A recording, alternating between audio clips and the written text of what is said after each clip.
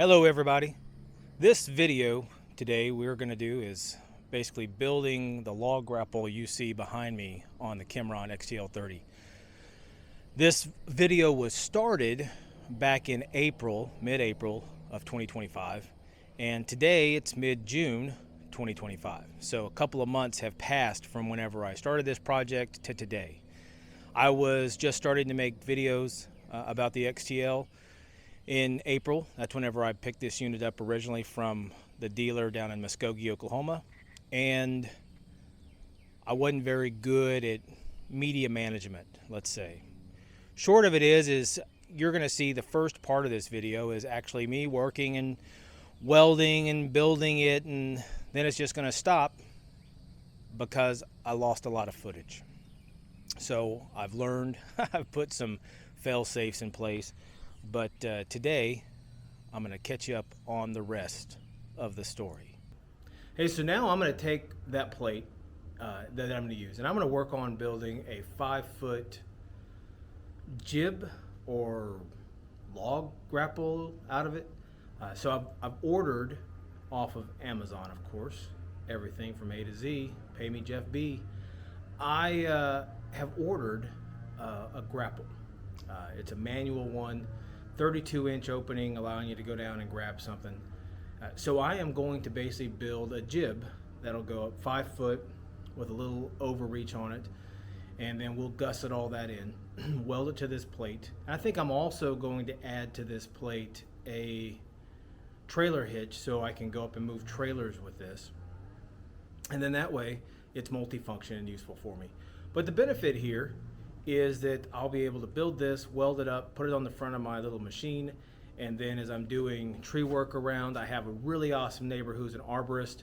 I call him and say, hey, do you have any wood I can use for firewood? And he says, great, my brother's got a load, go pick it up.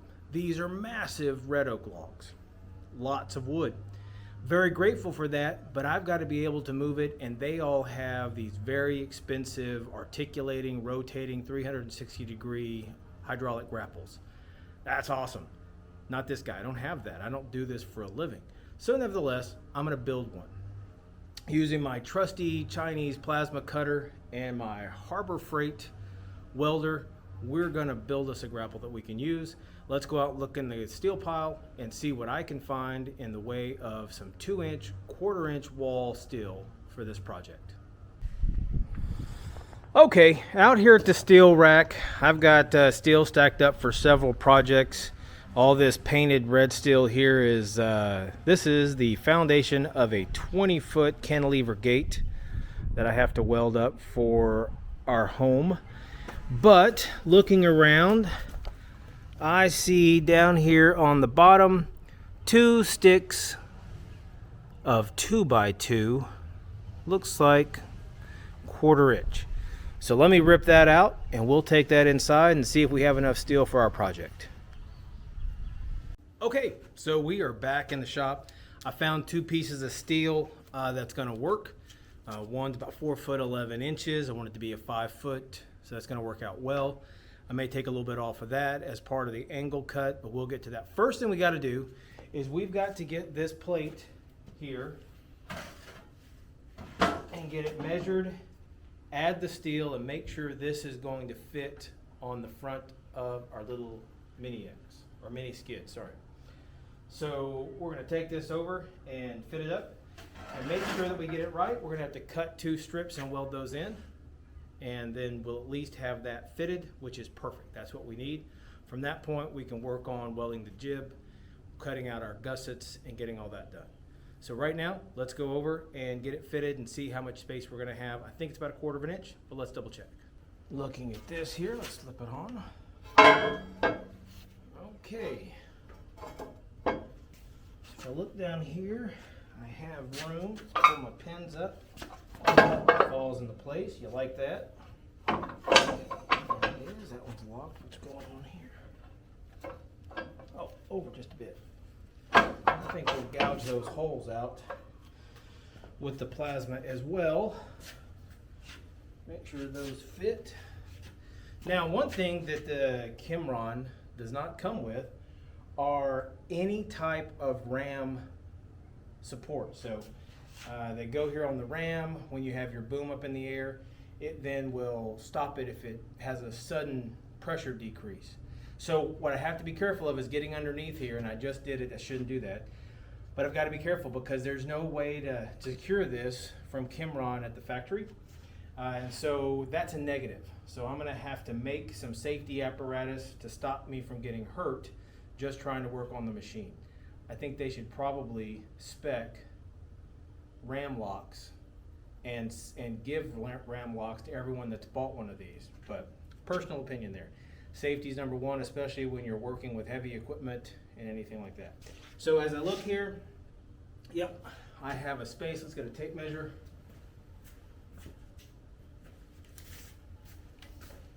So measuring that.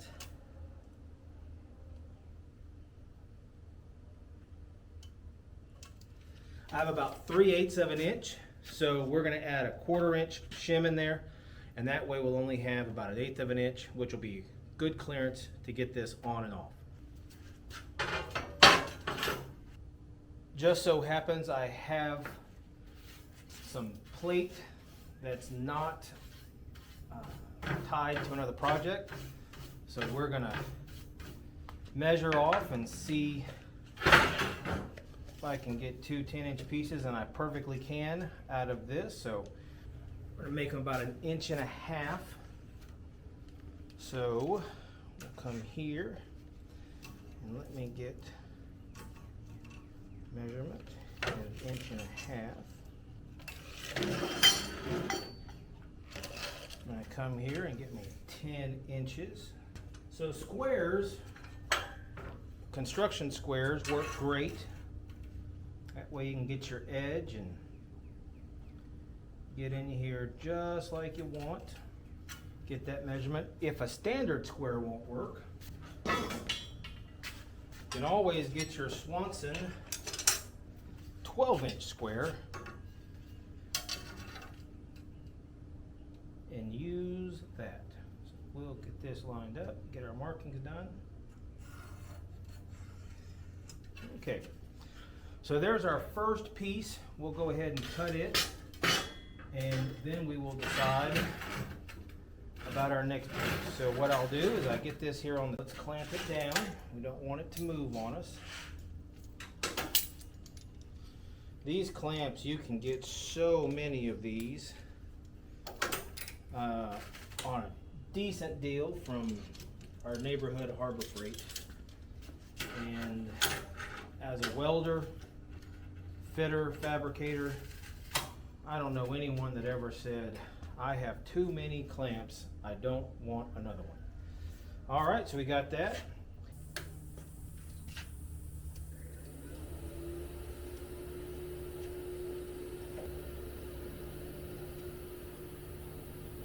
This plasma has an air connection, and then you create your ground. This one is a pilot arc version, so it's a lot easier to get started. I want to clean any of the slag off of it where it cuts, and it does a really good job. So we are going to cut this out.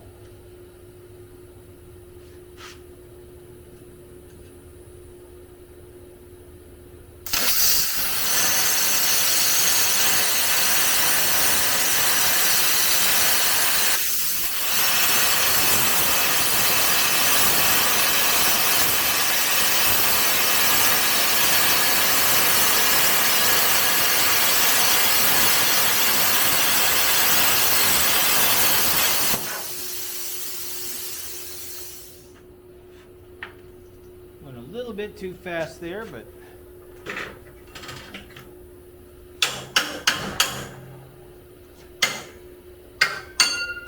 there it is. Let's cut this one out. I'll go a little bit slower on this one.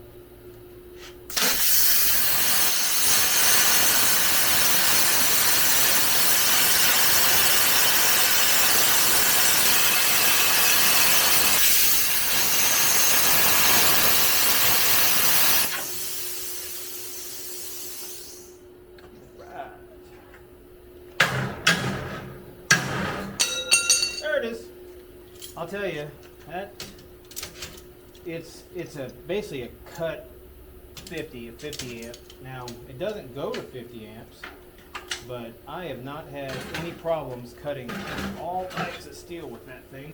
All right, so let's get ready. We'll get the plate over here, we'll get it clamped up, and we'll weld the bead on that and hold it in place. So I brought the plate over, kind of got it lined up where I can put a couple of tacks on it, and then I can see, is this going to work or not? Because I don't want to do a full weld on it and it not work, because man, cutting that's a nightmare. But if I can do a couple of tacks.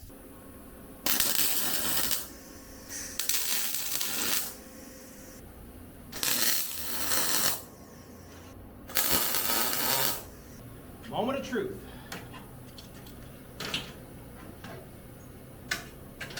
Does it fit and lock in properly?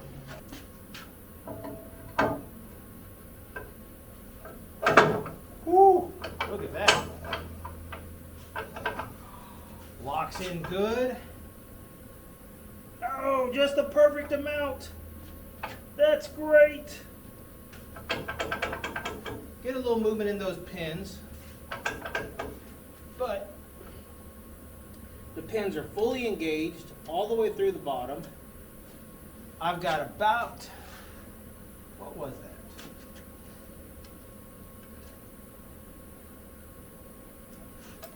Oh, about 3/32 of a gap. But I'll tell you what, that is enough of a gap. It slides on and off easily. Pull these pins up. Ooh, look at that. Awesome. So let's finish welding that up. And then we can get this face ready for our 2-inch tube that's going to go right here in the center. Actually, while it's here, let's measure our center and mark it. Using our trusty pen, steel marking pen, we're 24.5 inches. So that's going to give us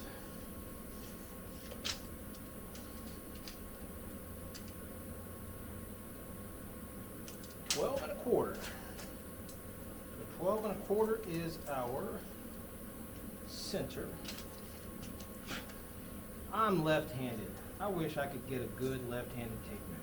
So 12.25, right there. Now, since I have 2-inch material, right? So I need to leave a gap on either side. So you need an inch over here. And I need an inch over here. Perfect. And this is just an easy way for me to lay out where that 2-inch is going to go. So it'll go perfectly center. I'll have to use, and I'll use a straight edge when I cut this, but I'll basically cut a gusset that runs the whole length here, leaving a 2-inch. So I have it. I'll probably put 2 holes here if I need to tie onto it. And I'll put a gusset down here at the bottom. Same thing, 24.5 inches, 2-inch cutout, so it'll fit right there. I'll fully weld those in. That way it'll give it top and bottom. And then here in the middle, I'm going to add a 2-inch trailer hitch weld-on. And then I'll do 2 gussets going down to the side and 2 gussets going on the top. That will fully embrace that. It'll tie everything in together and keep it nice and sturdy and cut any deflection. Trailers are going to be easy to pick up, but that way this will have enough room at the mast to hold it. All right, so let me show you what this looks like, and we will get ready to start welding that up. All right, so I've got my center mark now. This is my 2-inch cutting, so an inch on either side. I'll end up cutting a gusset that goes all the way across, 24.5 inches, with a 2-inch cutout to sandwich that in there, and I'll fully weld that. Same thing, I'll do a gusset down on the bottom, 2-inch cutout, fully weld that. Excuse me, I'm going to put a trailer hitch in the middle for I can move trailers around the property. And then I will add a gusset to the top and the bottom and a gusset to the side of it. That will tie in this 2-inch piece, the 2-inch receiver, so it's all welded in together. That should add plenty of rigidity and strength for any bending this way, any bending backwards, and tie it all in. So we've got our 2-inch laid out. We need to do some sanding on it and clean it up, but that's where it's going to go, and we'll start welding that on. Okay, well, I am back. My battery died on my little camera. So anyway, while we were away and I was charging the battery, I went ahead and cut the standard for the main part of the adapter here. This is 35 degrees, so that was pretty easy to lay out and then cut. This will ultimately have a gusset that'll go up and across on both sides, and it'll have a gusset here in the middle that I'll have to define or build, cut out. And then I'll put a piece of strap across the top down, so it will weld. We'll weld the gussets, we'll weld the gusset here, and then we'll weld a piece of strap over the back just to give it plenty of rigidity for any downward pressure that goes onto it to hold it in place. So obviously you need to come in here and bevel all these so I can get good adhesion when I weld. This is that top piece. I went ahead and used the plasma cutter and cut out where I'll have some 1/4-inch plate that slides in and then is fully welded on both sides, all 4 corners of it. I'll weld some caps in here. This piece of plate that I cut out will ultimately have a hole where the shackle for the hook will go. So that way you'll be able to lean the whole bucket down. The hook will pick up the log, and then tilt your bucket back and then raise it up if you need and drag it around. So this is the next part. Clean all this up, and then we'll start doing some shaping for our welds, and then ultimately we'll need to trace out and cut all of our gussets.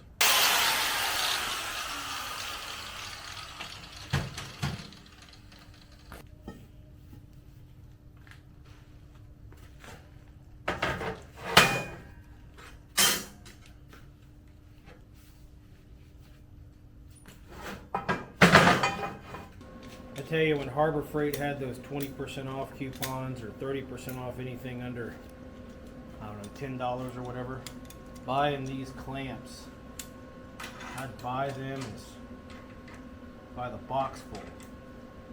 They bend sometimes. You just throw them away or cut them up and use them for something different. But you just can't beat the low rent price of such a utilitarian tool.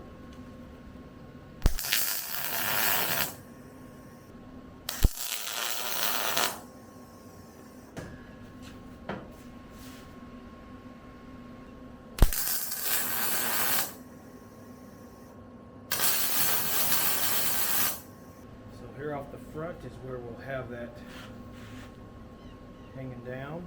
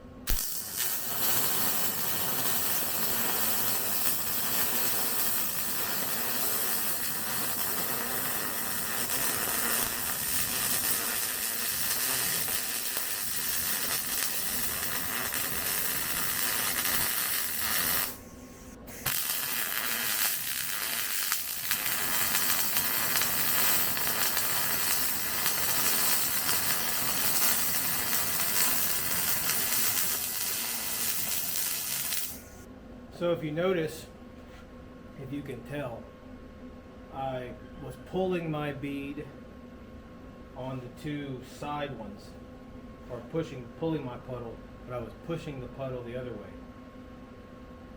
By pushing the puddle, it lays in there a lot smoother.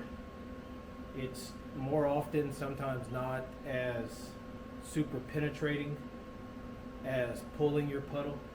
So I've been told. I am not a welder, but I can stick metal together with my hot glue gun. But anyway, that's what I've learned. But it lays in there nicer, so when I put that gusset in, I won't have to do as much of a cut for that gusset to fit.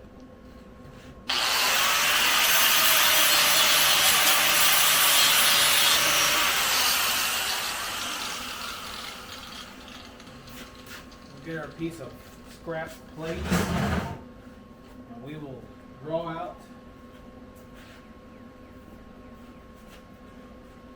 some gussets.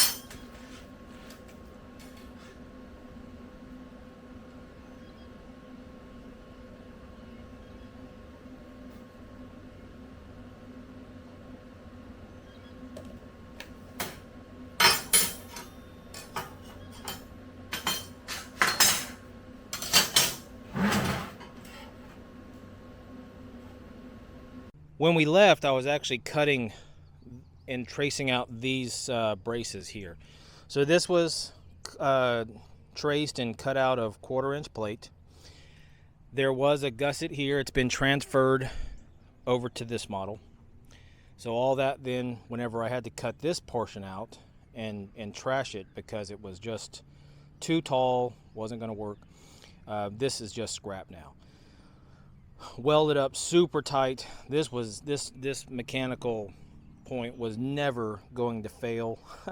Lots of heat put into this metal, a lot of weld material, MIG wire put into this. It was nice and sturdy. That was never going to break. This pole I originally told you was going to be about 5 foot and then had a 2-foot section off the end. I finished that project and it didn't work. It didn't work for a couple of reasons. Number one, too high up. So 5 foot, when you would lower the boom all the way out, you were too far out. This cylinder was just not strong enough to pick up some of the logs that I was trying to pick up at 5 foot.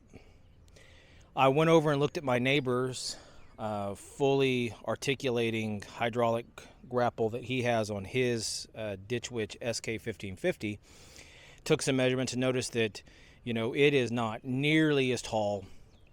So I figured I did not need that as well. So brought the design back. It was all welded up at the time. Brought the design back and actually cut this a lot shorter. So it was 5 foot. This is now 3 foot. Took 2 foot off. Here's the other 2 foot. It's a 35-degree cut here. So the benefit was I made one cut here to shorten it. Could take this original piece going up, turn it right around, and have a smooth profile to finish off. As we zoom in, I want you to notice that this is a straight piece of plate. They're cut this length because I had scrap plate that was already that wide. I originally had planned to take it all the way out to 24.5 inches, which is the full length of the attachment plate. But it was just easy to use what I had. And so basically measured out, figured out the depth I needed to give me here for rigidity purposes, took the plasma cutter and then cut out a 2-inch opening on the top piece as well as the bottom. You'll see the top one is thicker than the bottom. You may not be able to see that, but the bottom one is not as thick. And the reason why is from a fulcrum perspective, this is holding most of the pressure. So whenever you take the boom and you tip it forward and then you go to pick up something heavy, most of your weight is here as you curl that bucket back or curl the plate back. So nevertheless, that's why we did this. Here is a kind of a closer look at the hitch that we have welded in there. Again, this is 2" by 2" 1/4" angle iron. And so that welds in nice and tight. We've got welds all the way around it, holding it in. This was just a plate, or sorry, a hitch, a Weld-on hitch that I got off of Amazon. And it works well. I'll put a link to this hitch, or this receiver. I'll put a link to the Vevor log tongs out there so you can look at that as well. The log tongs went together really easily. Basically, you get it mostly put together. You have to attach this top piece, and notice it's color coded, white to white, black to black. I saw some photos where you had to put all this together, but these supports in here are welded in. They are not bolt in as I saw with other ones. And it took all of, I don't know, maybe 5 minutes to put that together. Throw it on a shackle, and away it goes. As you open one side, the other side will open as well. So if you have help, great. I have a tri-ball hitch here. That makes it easy. My dump trailer is 2 5/16. My chicken trailer is a 1 and what size is this? Oh, the 1 5/8, I think.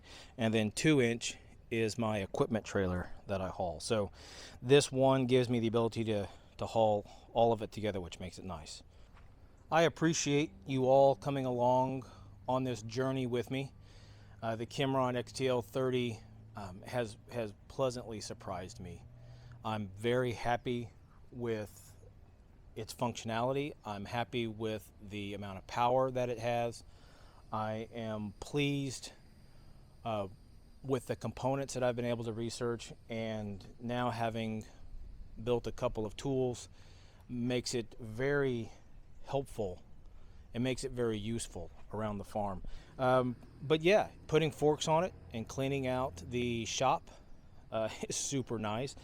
Moving trailers around the property, super nice. Now you do have to take this off. As you can see, you can't get in here, so you have to take this off, but it's real easy to disconnect the D-ring, the shackle. But I am sorry about the issue I had with the initial video from back in April and losing that footage. But here's the finished product. I'm happy to answer any questions you may have. If you don't mind, please hit that like button, subscribe, comment. I'm happy to respond, answer any questions. As you see on my previous videos, I'll give you a pretty lengthy response in my opinion on what I'm experiencing, what I like, what I don't, what I agree with, what I don't.